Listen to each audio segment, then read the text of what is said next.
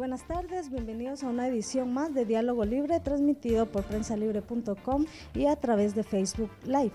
Mi nombre es Andrea Orozco, soy periodista de la sección de Nacionales y esta tarde me acompañan las infectólogas Karen Girón, Verónica Gómez y el epidemiólogo Carlos Flores del Centro Nacional de Epidemiología del Ministerio de Salud. Muchas gracias por estar acá. Esta tarde vamos a conversar sobre el Zika y enfermedades que están asociadas a este virus, como es el síndrome Guillain-Barré y la microcefalia.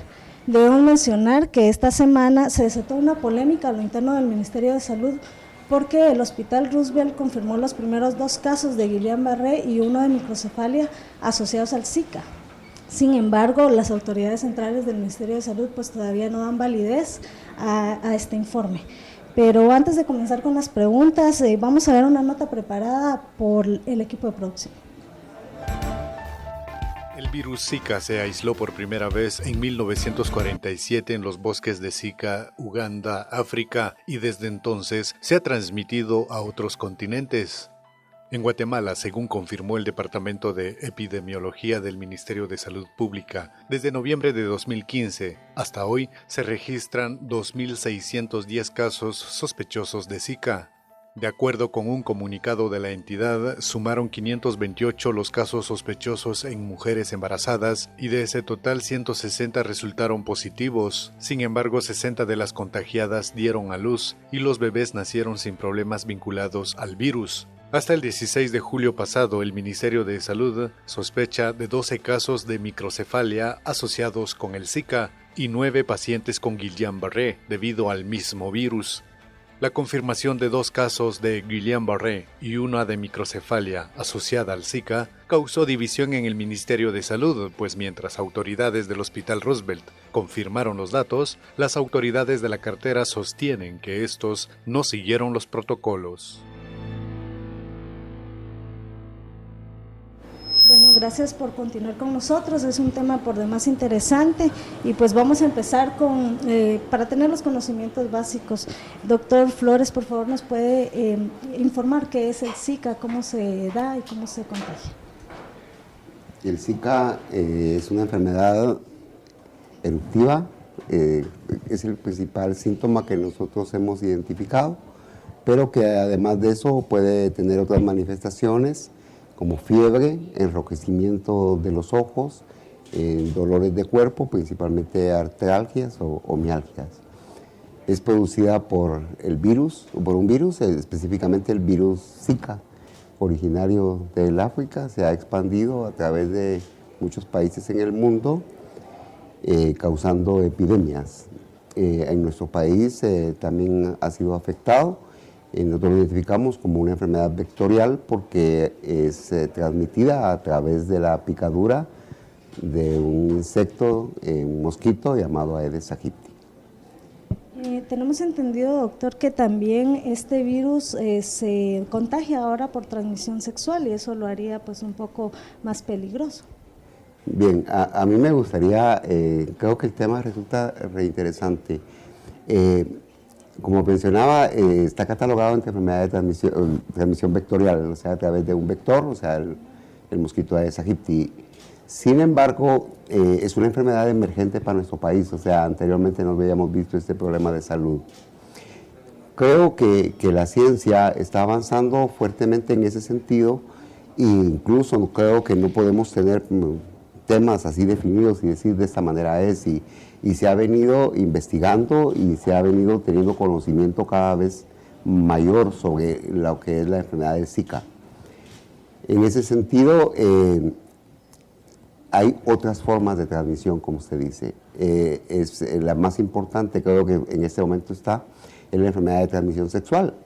El virus del Zika tiene la capacidad de vivir de 6 a 8 meses en el semen del hombre y en el caso de las mujeres tiene la capacidad de vivir hasta 2 meses también en flujos vaginales. Eso hace de que la transmisión sexual sea un factor de riesgo para poderse enfermar de Zika. Pero tendríamos otras formas de transmisión también que se han estudiado y algunas que incluso se están documentando, como por ejemplo lactancia materna, transfusiones sanguíneas. En algún momento se está pensando en probablemente tener que hacer tamizaje a nivel de de bancos de sangre. Y además tenemos otra forma de transmisión, pero que no hay una verdad absoluta hasta ese momento, sino que muchas están en proceso confirmatorio para poder tomar medidas de salud pública en el control de este problema de salud. Gracias. Doctora Girón, el tema del contagio sexual y la posible transmisión de una madre hacia un hijo, ¿cómo se ha visto? ¿Qué riesgo existe para el bebé con la situación del virus del Zika? Bueno, como ya todos conocemos, sí está descrita la transmisión, ¿verdad?, de madre a hijo, y de hecho ya están descritas algunas anomalías, como usted lo mencionó al principio, por ejemplo la microcefalia, ¿verdad?, que es uno de los temas que más les importan, digamos, ahorita a las madres que están en estado de gestación. Sí, definitivamente hay una transmisión del virus, puede causar estos defectos en el bebé, y nosotros como Instituto Guatemalteco de Seguridad Social, desde hace más o menos 2 años se decretó una alerta epidemiológica para poder llevarle seguimiento a todos estos casos. En el Hospital de Ginecobstetricia se detectan a las madres que están infectadas con el virus del Zika e inmediatamente se les pasa a una sección que se conoce como la sección de alto riesgo, donde a ellas se les hacen ultrasonidos seriados para estar controlándolas y viendo las malformaciones fetales potenciales que podría tener el feto. ¿A la fecha han encontrado ustedes algún posible caso en el Instituto de Seguridad Social?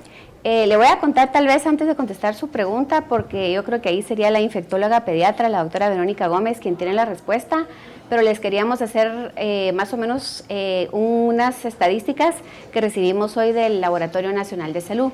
Como ustedes saben, el ICS per se no está haciendo la prueba de Zika, sino que nosotros enviamos las muestras de sangre al Laboratorio Nacional de Salud.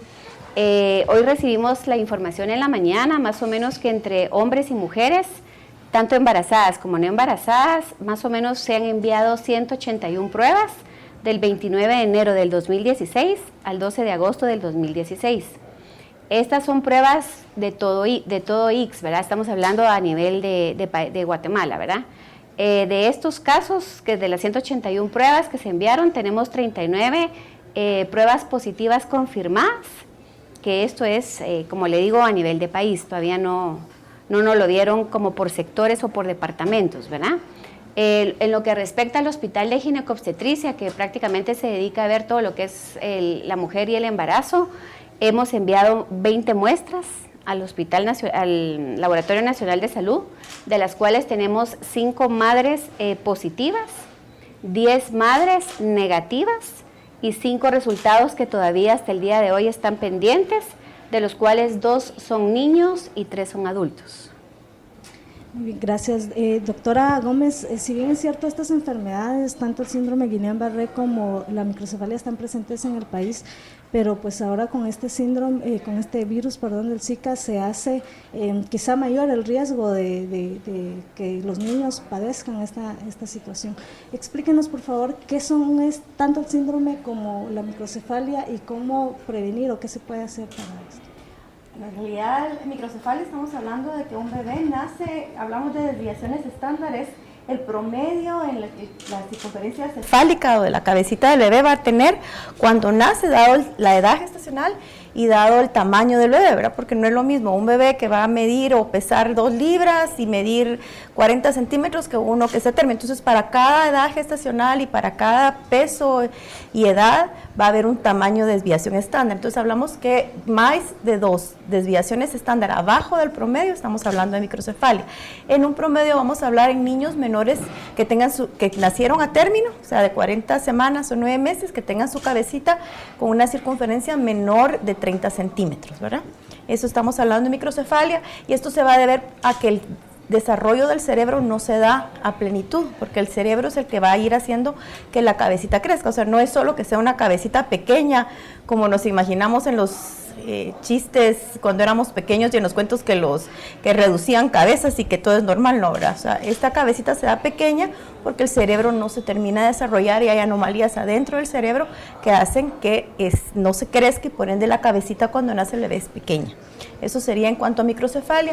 Síndrome de Guillain-Barré está más asociado no a Zika congénito o a Zika ligado a madre e hijo, sino más bien a Zika en niños y en adultos. Es una enfermedad de tipo inmunológica en la que el mismo cuerpo sobrereacciona defendiéndose de algo, en este caso sería del virus del Zika, destruyendo la mielina, que es donde es como una gelatina que transmite el impulso nervioso desde el cerebro hasta todo nuestro cuerpo y nos hace que podamos movilizarnos. Entonces, al destruirse esto, no hay impulso nervioso y la persona deja de tener sensibilidad y movilidad, empezando de los pies hacia arriba, llegando a ser muy peligroso cuando ya no tiene ninguna movilidad o dominio sobre sus músculos respiratorios, ¿verdad? Eso es la gravedad, que en algún momento necesitan una ayuda con una terapia ventilatoria, un ventilador,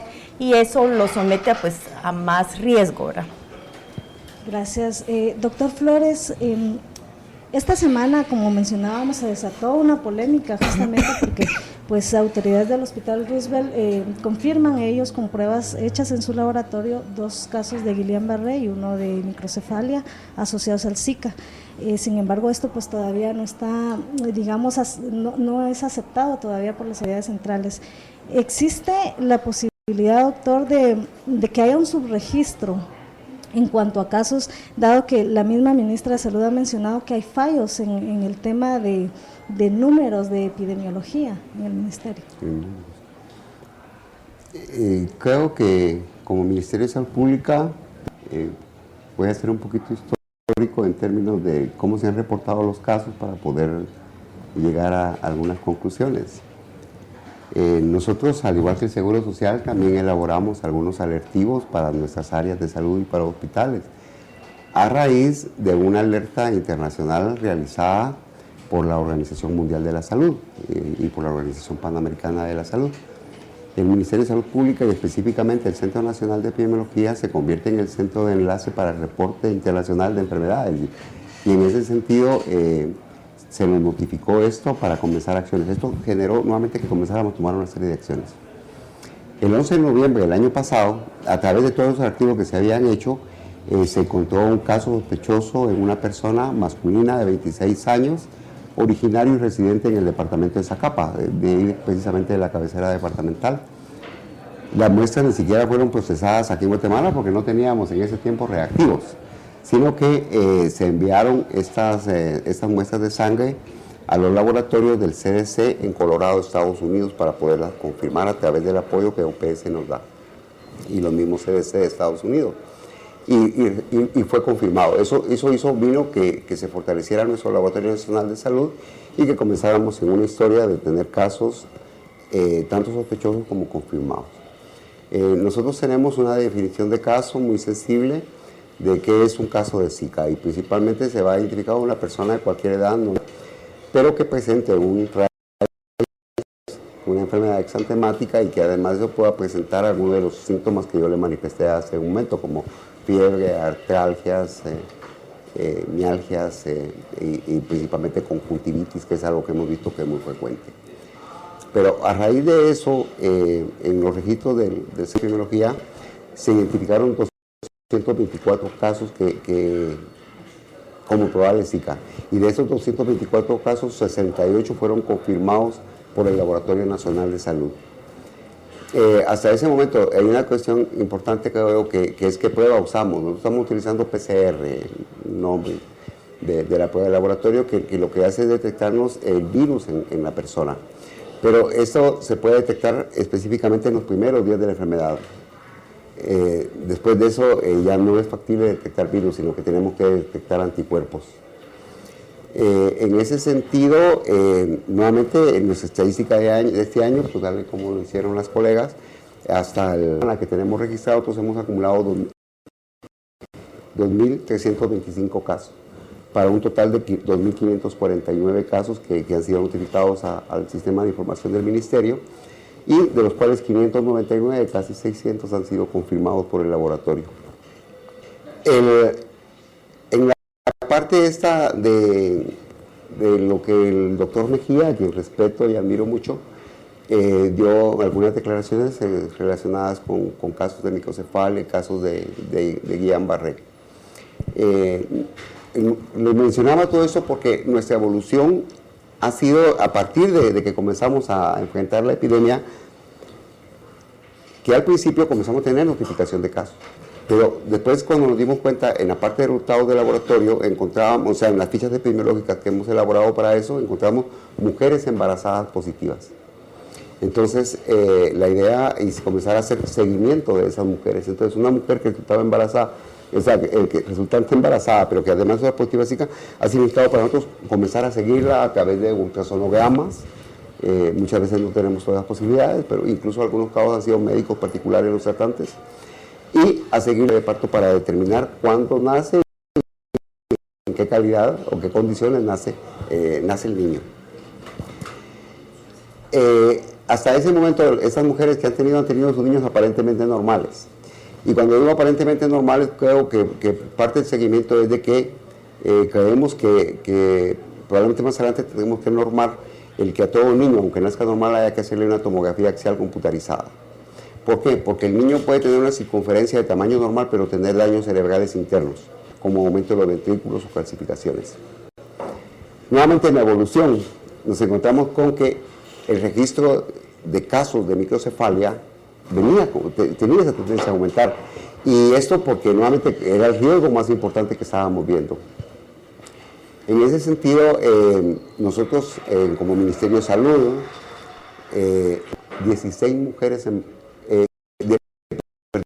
16 niños que han nacido con microcefalia en nuestro país desde que se está dando el problema de Zika en Guatemala.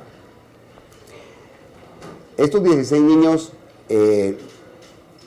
estábamos en el momento con estudio. Es microcefalia, pero ¿qué hacemos? ¿Es Zika o no es Zika? ¿Es secundario Zika o no es? Expertos de OPS nos brindaron su apoyo para lo que estaban viendo principalmente en otros países y específicamente, más importantemente, en Brasil, porque es donde más ha registrado casos.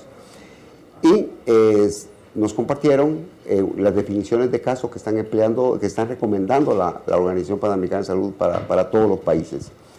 Nosotros con nuestro equipo de epidemiología hicimos un análisis de las definiciones y establecimos protocolos de cómo deben clasificarse. Y en ese sentido, nosotros de los 16 casos que hemos tenido, hay 10 casos que tenemos clasificados como sospechosos a una microcefalia que pueda ser Zika. Pero según la definición y la recomendación nos queda en la calidad de sospechoso porque la mamá pudo haber manifestado, decir que tal vez tuvo la enfermedad, no se ha logrado confirmar en la madre la presencia del virus, ni mucho menos en el recién nacido. Para ese momento nosotros también tuvimos apoyo de parte de la OPS, una misión internacional que vino y se dotó de algunos criterios de IgM. O sea, para poder detectar anticuerpos, porque eso nos daba ver la historia pasada. Para los niños hay que hacerles IgM porque ellos no van a tener infección en ese momento. O sea, tuvieron que haber tenido antes, durante la infección de la madre, ¿no? Para la transmisión que decía la doctora de la madre hacia el niño. Esas pruebas se corrieron aquí en Guatemala en el Laboratorio Nacional de Salud porque era la única forma de poder diagnosticar en los niños recién nacidos. Esas muestras han sido negativas, tal y como lo dijo la señora. Sin embargo, hay 4 casos que nosotros tenemos como probables microcefalias secundarias a Zika. ¿Y qué significa eso? Que hemos logrado identificar el virus de Zika en la mamá embarazada, pero no en el niño.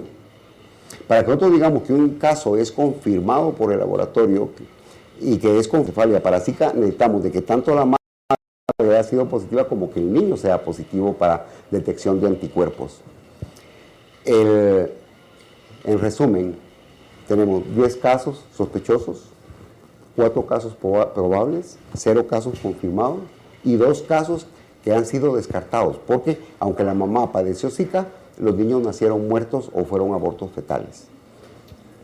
Esa es nuestra situación real ahorita. Yo creo que es cuestión de ponernos un poco de acuerdo para ver, porque la clasificación es un poco más allá que los 2 casos del Hospital Roosevelt. Nosotros, incluso muchos de los casos están viniendo de la parte sur del país, Suchitepeques, Escuintla, Santa Rosa, que han sido los lugares más afectados en términos de cómo se ha ido afectando la epidemia. Solo para cuestión de Guillain-Barré, nosotros tenemos 2 casos en que han resultado con síndrome de Guillain-Barré y que son positivos para el virus, que llenan la clasificación de ser positivos, pero tenemos 2 casos más en estudio de los casos que nosotros tenemos registrados como microcefalia probable a virus Zika, es uno de los casos que proceden de Mazatenango, que fue atendido precisamente en la clínica de pediatría del Hospital Roosevelt de aquí de Guatemala. Gracias. Esto da para mucho, pero tenemos que ir a nuestra primera pausa y al volver pues vamos a continuar con este tema. Muchas gracias.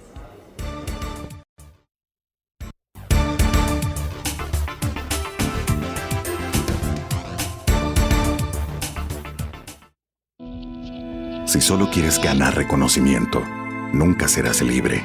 Si solo buscas tu propio beneficio, nunca serás libre.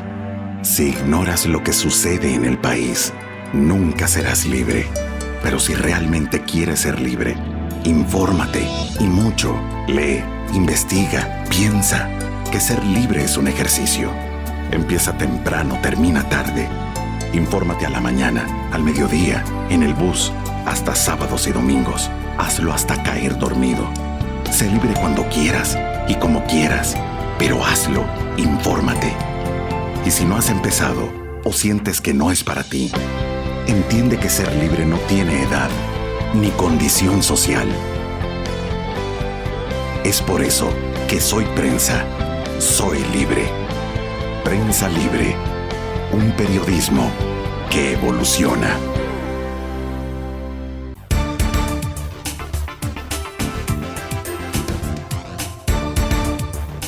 Gracias por continuar con nosotros en este diálogo libre en donde estamos conversando acerca del Zika y las enfermedades que pues son consecuencia de este virus como el Guillain-Barré y la microcefalia. Antes de irnos a la pausa conversamos, doctor, sobre el tema del subregistro. Nos daba usted ya algunas cifras, sin embargo, pues es evidente que con el sistema de salud que tenemos debe haber un subregistro sobre estos casos. ¿Nos pueden ampliar ustedes? Sí, yo pienso que un poco de lo que ha pasado en el Roosevelt y nosotros como Asociación de Enfermedades Infecciosas guatemalteca, vemos con preocupación que el laboratorio central no se da abasto a todas las pruebas y si tenemos una prueba positiva en lo privado o una prueba positiva en el Roosevelt, porque el Roosevelt hace, como usted bien lo dijo, sus propias pruebas de PCR en tiempo real, igual que en los hospitales privados, IX, bueno, el IX no lo manda al laboratorio central, sino Pilar, Herrera, Centro Médico, ¿verdad? Tenemos pruebas positivas que hasta que el laboratorio central no dé su ok, que sí está positiva, no vamos a tener un caso, entonces ahí vamos a tener un subregistro. Eso es parte de lo que pudo haber pasado en el Roosevelt. Por ejemplo, yo tengo un caso en el Seguro Social en el que la señora viene de lo privado con una prueba positiva de un laboratorio privado de PCR en tiempo real. La señora hace un parto prematuro, 32 semanas, nace el bebé nace, mandamos las pruebas para ver si nacía con Zika congénito, nació con algunas anomalías, se llaman petequias y trombocitopenia, no tenía microcefalia porque era muy poco tiempo, una semana de haberse infectado la señora. Para cuando nace el bebé, lo tuvimos una semana en observación y el niño se fue totalmente bien, le vamos a dar seguimiento. Pero, por ejemplo, este caso sería un caso que todavía no podemos decir que sí fue hasta que el laboratorio central no nos diga a nosotros, ok, es cierto, lo que traía su laboratorio de fuera está confirmado. Entonces, eso nos puede dar también variantes en cuanto a la cantidad de casos que podamos decir hay o no hay, hasta que el Centro Nacional o Laboratorio Nacional nos diga si hay, o si está positivo, no es un caso positivo confirmado para el ministerio. Y la preocupación nuestra es que en algún momento la capacidad que tenga el laboratorio central va a agotarse con esta cantidad de pruebas que vamos a estar mandando, porque el zancudo lo tenemos, dengue fue explosivo, chikungunya fue explosivo, y no tenemos por qué pensar que Zika, va a ser más pequeño que lo que ha sido estas otras dos enfermedades.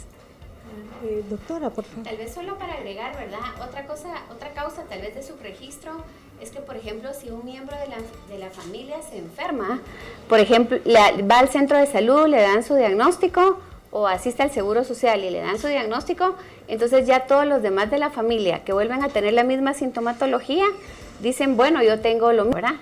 Entonces ya no consultan. Entonces esas son las personas que nosotros ya no podemos contabilizar. Entonces yo creo que esa podría ser otra causa de un subregistro, ¿verdad? Claro.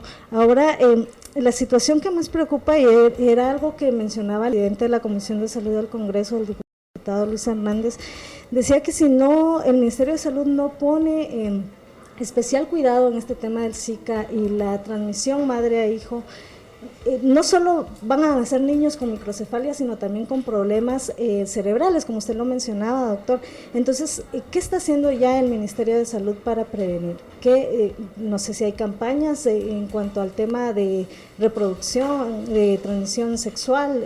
¿Qué información se le está dando a la población para que sepan de la situación?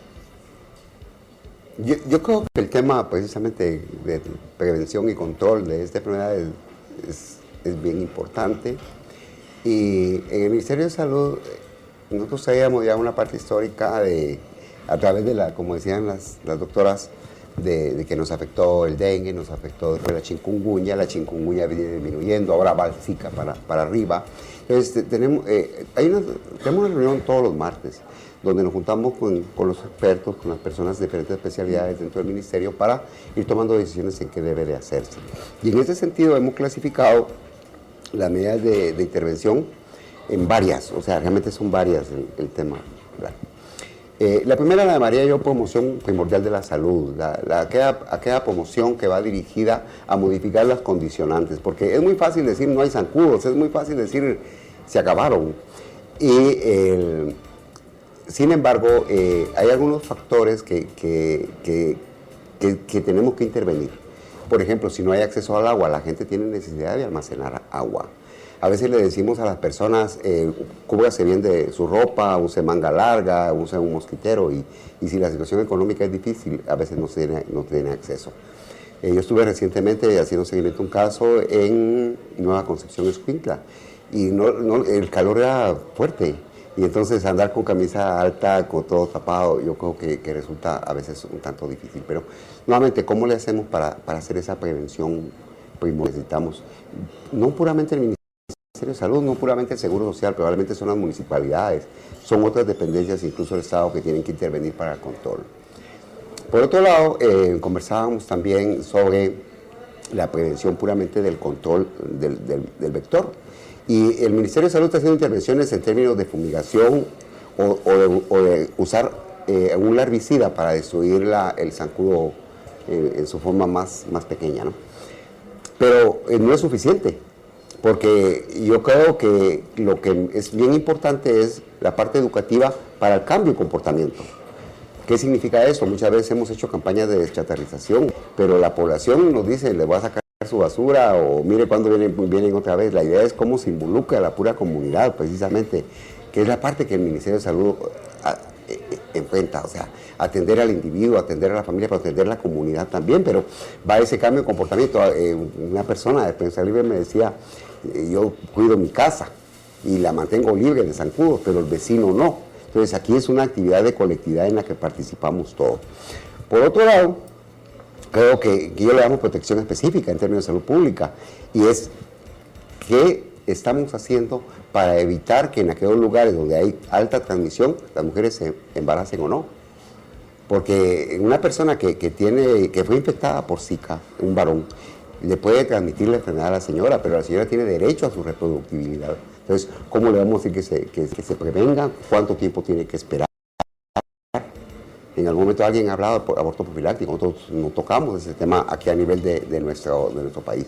Y necesitamos mantener una parte educativa en términos de orientación sobre el control del embarazo, que las personas asistan a su control, que esa parte la tenemos que hacer mucho. Y por otro lado, hablaban un poco del subregistro, y estamos de acuerdo, puede haber subregistro, porque en enfermedades infecciosas nos pasa eso. O sea, muchas veces miramos solo eso de casos que llegan a los servicios de salud. Muchas personas que van a un médico privado, a una clínica. Muchas personas que dicen, mire, ¿qué tomaste? Yo tomé estas pastillas. Ah, bueno, tomo de las mismas y ya no voy a un servicio. Esos casos nunca son registrados.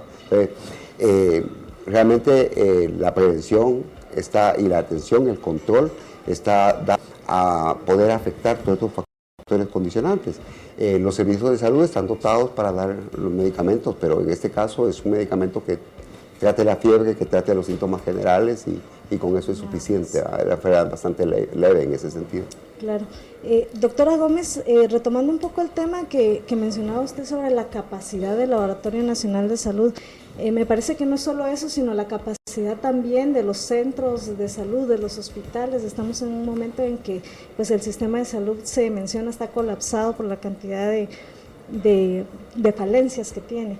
¿Qué riesgos tiene el país precisamente de no poder controlar esa cantidad de nacimientos de niños con microcefalia o con problemas cerebrales? ¿Y qué puede pasar? ¿Vamos a tener una generación de niños con problemas cerebrales o qué puede pasar? No, en realidad la epidemia que se ha dado en Brasil sí está asociado, pero no quiere decir que toda mujer embarazada que tenga Zika necesariamente va a tener un niño microcéfalo. O sea, sí está bien descrito que hay una relación entre el virus y la microcefalia en relación al daño cerebral que hace, pero es más o menos entre un 10 y 17% cuando máximo en los lugares donde más se ha visto. O sea, no estamos hablando que el 100% de las señoras van a tener este problema, y aún en estos lugares donde se ha descrito en algunas revisiones biológicas hasta el 17%, todavía hay algunas dudas de cuánto este 17% realmente está relacionado directamente con Zika. Entonces no vamos a hablar de una generación, ¿verdad? No. Sí, lo que sí tenemos que hablarles a la embarazada que sepa que se puede enfermar, que se puede infectar, y si está infectada tiene el riesgo de que su bebé en algún momento presente estas anomalías. Nosotros de los niños, de las señoras que tenemos diagnosticadas, 2 de ellas ya dieron a luz, la otra que ya le platiqué, y los 2 bebés están asintomáticos. Tenemos ahorita un bebé que está siendo diagnosticado o en proceso de diagnosticado, pero su mamá no tiene ningún antecedente de haber tenido un proceso de rash o de fiebre, y esto es otra cosa que es muy importante. El Zika no necesariamente va a dar síntomas en la madre. Vamos a poder tener niños microcéfalos a los que hay que estudiarlos, aunque la mamá nunca haya dado ni fiebre, ni rash, ¿verdad? Y pudo haber tenido Zika. Entonces, este es un niño que su mamá nunca tuvo sintomatología, pero sí está. Al revés de las otras 2 señoras que sí tuvieron diagnóstico de Zika comprobado por el laboratorio central, y los 2 bebés están normales, ¿verdad? No, para ampliar lo que dice la doctora Gómez, yo creo que esto tampoco se trata de asustar a la población, ¿verdad? Simplemente con las medidas educativas que nosotros damos, por ejemplo, a través de las educadoras de salud, yo creo que se puede llegar a controlar en algún momento la situación, ¿verdad? Como decía la doctora Gómez, digamos, si una mujer está embarazada, se piensa que en el primer trimestre del embarazo es cuando puede estar mucho más susceptible el feto a tener algún tipo de malformación, ¿verdad? Pero no está bien determinado que en qué etapa exacta del embarazo, por ejemplo de los 9 meses, qué otras afecciones pueden haber. Entonces eso es importante para las madres, ¿verdad? Para que ellas también estén tranquilas, que no todos los bebés, como decía la doctora, van a nacer con secuelas de Zika, ¿verdad? Claro, ahora hablando de personas que padecen Guillain-Barré, ¿qué tipo de tratamiento es el que deben recibir? Y en Guatemala, ¿cuántos casos, digamos, se pueden registrar? ¿Cuánto sería lo normal? ¿Cuántos se han registrado ahora? Y ¿el sistema de salud puede atender este tipo de casos? El síndrome de Guillain-Barré es un síndrome que, como yo le expliqué, no es exclusivo con Zika. Es un síndrome que se puede dar gatillado por diferentes enfermedades infecciosas, y a veces no se encuentra realmente un gatillante para que el mismo cuerpo empiece a destruir esta mielina. En el caso de un paciente que empiece a desarrollar Guillain-Barré, lo que hay que hacer es ponerle dosis grandes de un medicamento que se llama inmunoglobulina para tratar de parar esa desmielinización hasta donde sea posible. El otro tratamiento depende del síntoma que el paciente vaya teniendo.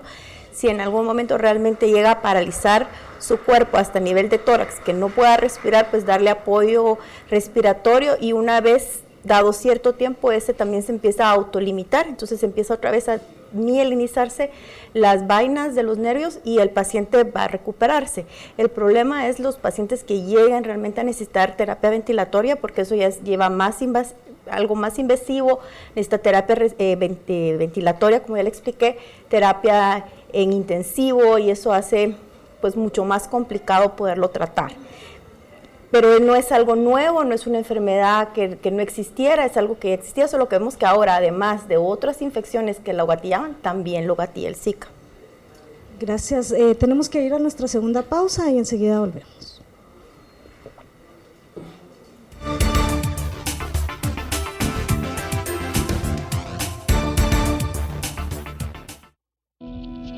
Si solo quieres ganar reconocimiento, nunca serás libre.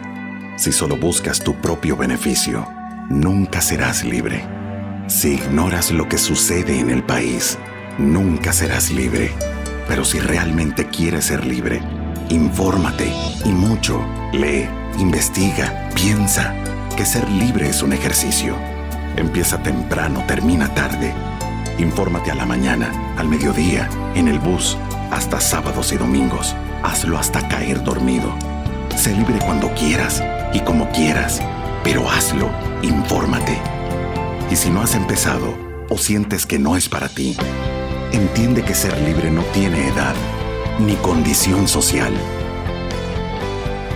Es por eso que Soy Prensa, soy libre.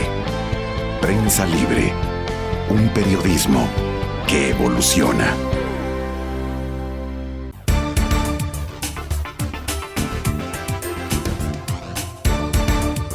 Gracias por continuar con nosotros. Estamos hablando acerca del Zika y enfermedades asociadas a este virus, como son Guillain-Barré y microcefalia. Para ir pues terminando, quisiera consultarles cuáles son las conclusiones acerca de esto. ¿Qué prevención debe tener la población acerca del tema? Por favor, doctor Flores. Creo yo que hay que estimular a las diferentes organizaciones del Estado, gubernamentales, no gubernamentales, las municipalidades, en mejorar las condiciones de vida de la población, porque el zancudo de alguna manera vive por las condiciones en que vive nuestra población. Creo que al mismo tiempo el control del zancudo es importante a través de los medios que se hacen, pero que es muy importante la participación de las personas, de la población, en un cambio de comportamiento de autocuidado hacia la salud. Por otro lado, nuevamente, si hay una persona que vive en un área donde hay presencia de casos de Zika, en lo que tenemos mapeado es principalmente toda la costa sur y el oriente del país, si el varón ha sido infectado o que ha sido confirmado que tuvo la enfermedad, esperar por lo menos, como decía la doctora, 6 meses para pensar en un nuevo embarazo, para evitar el riesgo. No estamos totalmente de acuerdo que no por fuerza una señora que haya tenido Zika va a tener un niño con microcefalia, pero no podemos dar el riesgo. Si lo podemos evitar, creo que sería mucho lo mejor. Orientaciones sobre cuidados a la hora de quedar embarazada, de protecciones con su ropaje, su vivienda. Y yo creo que si una persona está afectada, que consulte a los servicios de salud, tanto el Ministerio como el Seguro Social o clínicas privadas, para que se le haga un seguimiento para poderle ofrecer lo mejor que podamos, tanto para la señora como para el niño. Así es. Mi conclusión sería que tenemos Zika, no podemos ocultarlo. Hay Zika, hay microcefalia asociada a Zika, hay Guillain-Barré asociado a Zika, así que la población tiene que saberlo y tiene que protegerse con las medidas que decía el doctor. Toda embarazada que por favor se proteja, es posible que no viaje a las áreas donde hay más infección por Zika y que traten de usar para antimosquitos, ¿verdad? Y pensaría yo que no neguemos que existe la epidemia, la tenemos, entonces empecemos a trabajar en ella. Gracias, doctora Girón. Yo creo que lo más importante sería que todos unamos nuestros esfuerzos, ¿verdad? No separar, por ejemplo, Ministerio de Salud o Seguro Social o hospitales privados, sino que realmente todos unamos esfuerzos para que podamos obtener de una manera rápida los resultados de estas pacientes, ¿verdad? Para no tener subregistros y poderlas tratar a tiempo. Muchas gracias. Vamos a cerrar con algunos comentarios de nuestros seguidores en redes sociales. Elizabeth Ruiz recomienda una medida para combatir el Zika, es ponerle sedazo a las reposaderas, dice, y no mantener los jardines llantas viejas con agua, y en los cementerios no mantener floreros llenos de agua. También dice Edna Marina Ochoa, prevención es la palabra clave, fumigación, educación y la inversión en insumos para fumigar. Son algunos de los comentarios. Nosotros les agradecemos mucho por estar con nosotros, así llegamos al final de nuestro diálogo libre. Gracias a los expertos por estar aquí, acompañarnos, y a usted por su sintonía. Buenas tardes.